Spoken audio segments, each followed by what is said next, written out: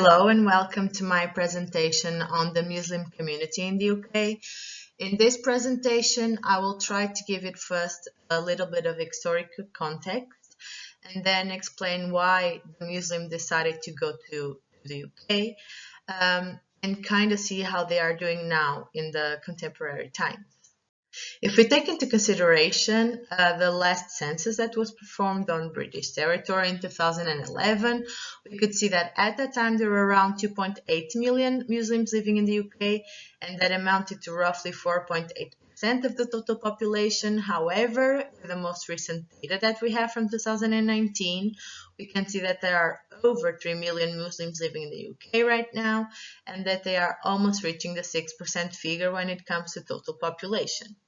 And indeed, if we think about the current migration flows and the natural population growth, it is only normal that Muslim presence in the UK territory is bound to get higher.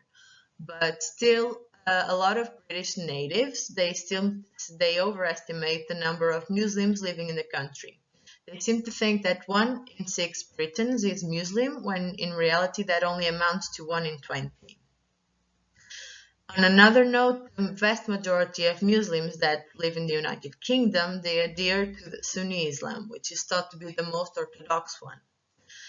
And when it comes to their origins, most of them come from South Asia and countries like Pakistan, Bangladesh, and India, because even though we don't really associate India with Islam, it is the third most followed religion there after Hinduism and Sikhism. The United Kingdom has also big communities of Turkish people, Kurdish people, people from Arabian countries like Yemen, Egypt, Lebanon, and Syria, and also from African countries like Somalia and Nigeria. And then another thing that I didn't really realize is that they also have a big community of Maghrebi people, because I only thought that these people remained in southern European countries like France and Spain, but they still live in northern England. And then we also have to consider the Muslims from European countries like Cyprus, Bosnia, and Bulgaria.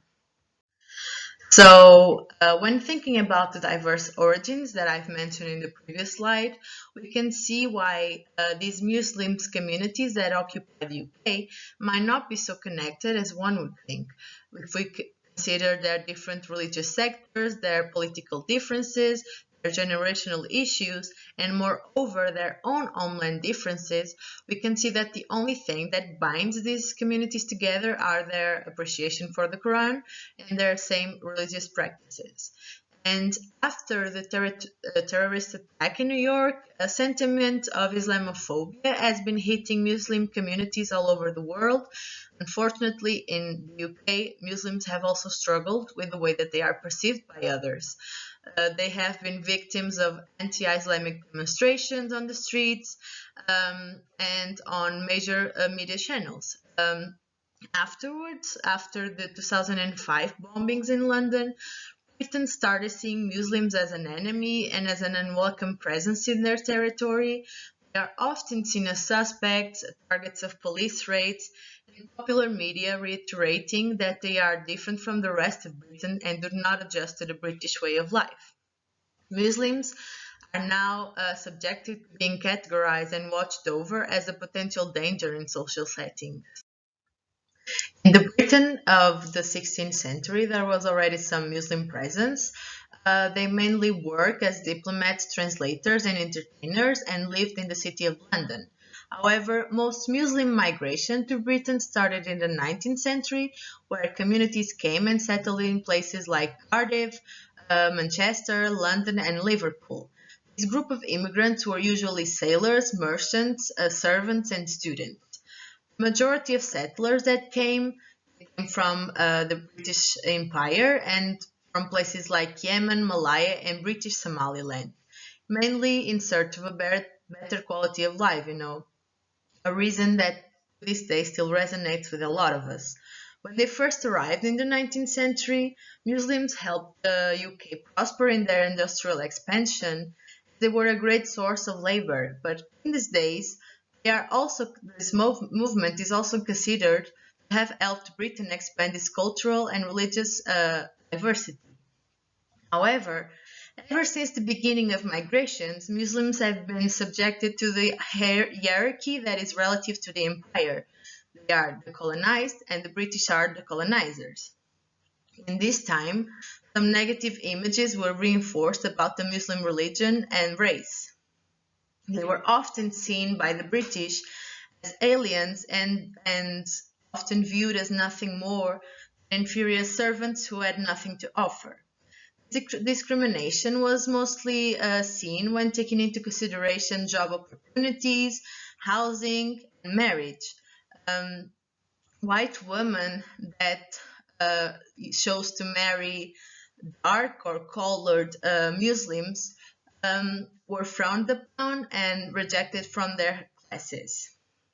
And since then, Muslim immigration has not been a steady peak, but it had some more intense periods, namely in the industrialization of the late 19th and the beginning of the 20th century, and the demanding labor force that it was needed during the two world wars.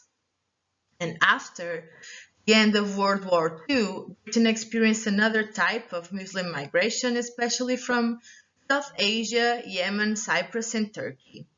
These immigrants were once again motivated by the economic factors as well as personal and family factors.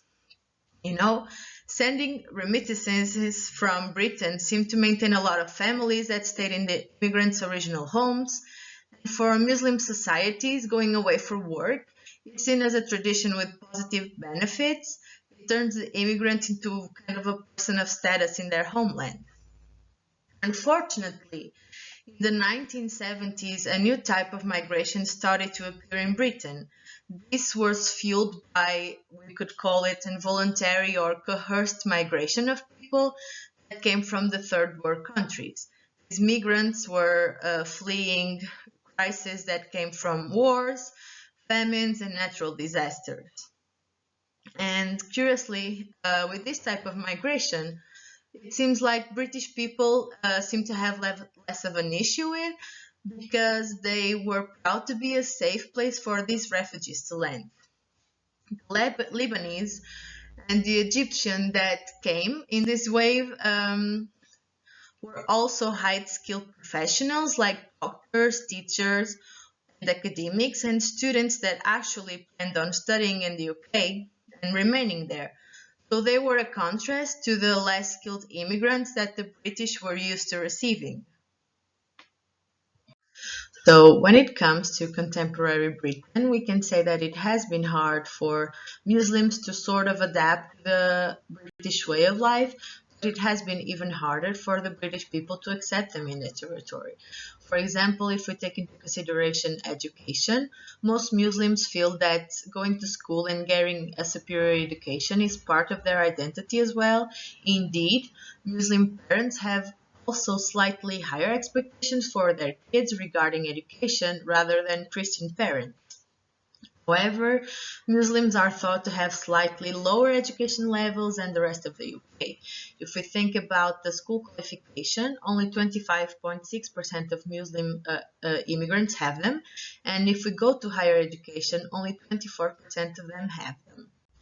Most of the Muslims graduate, they seem to mix in quite well, and they take part in diverse friendship groups, and they live in ethnically mixed areas. And out of these Muslim graduates, about a 40% feel as though they have a lot in common with the rest of Britons, while only 30% of Muslims that have no higher education feel the same. However, holding a university degree, it's still not enough for Muslims to be on the same side as other ethnicities when it comes to the offer of employment. In the 2011 census, only 20% of Muslims showed that they were full-time employers. That was a contrast to the 45% of the entire population. And even with a small difference, unemployment is also higher for Muslims than for the rest of the population.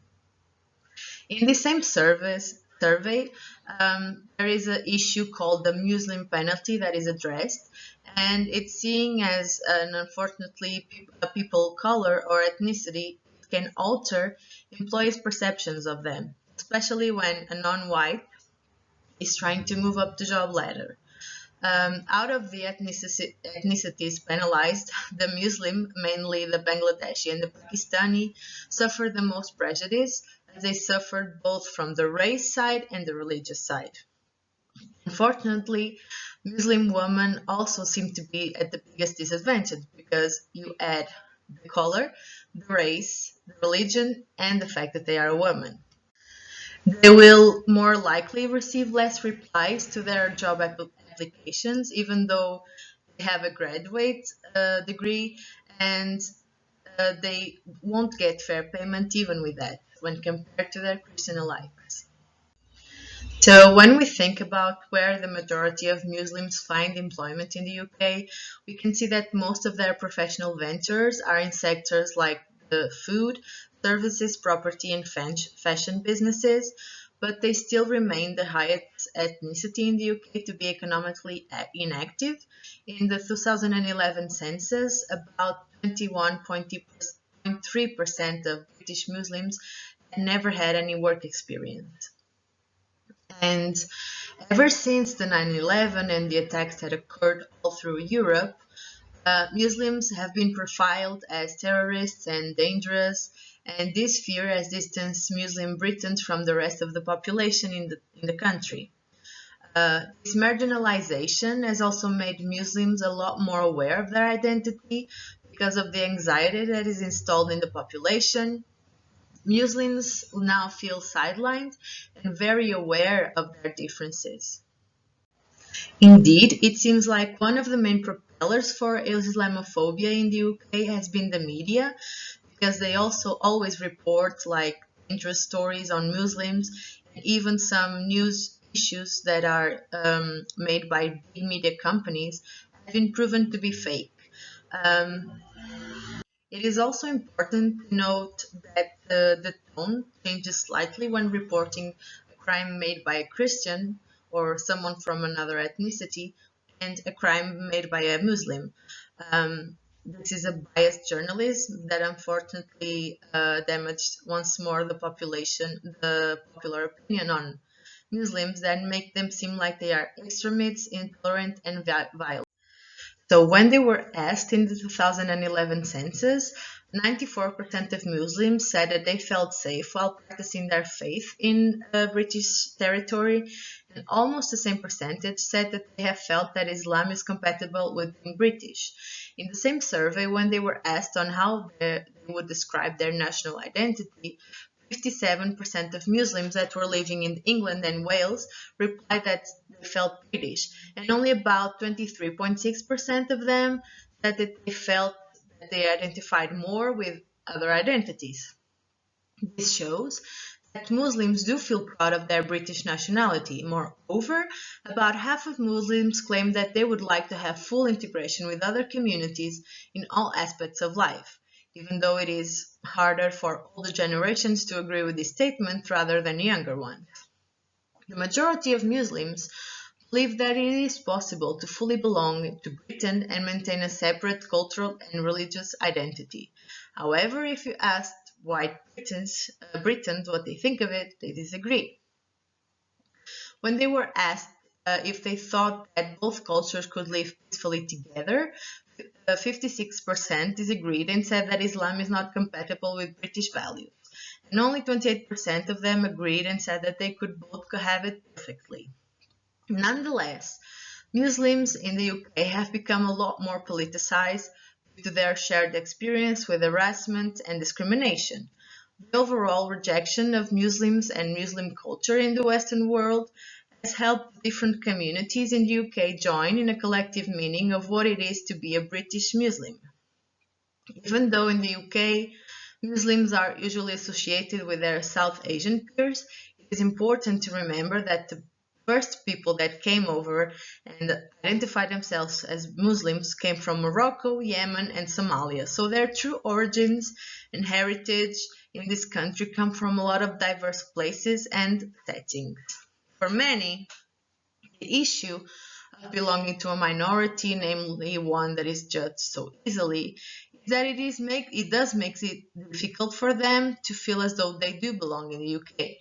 Even though they mostly come from places that were once ruled by a British Empire, when they set foot in the UK, they feel as though they are not welcome and they are occupying another man's land. Part of the prejudice also comes from that colonialist idea that views any culture that was once subjugated by Europeans as an inferior one or a less cultured one. In conclusion, the current generation of UK Muslim acknowledge that a lot more work needs to be done in order to balance the generational links with Islam and the British identity they've gained from birth.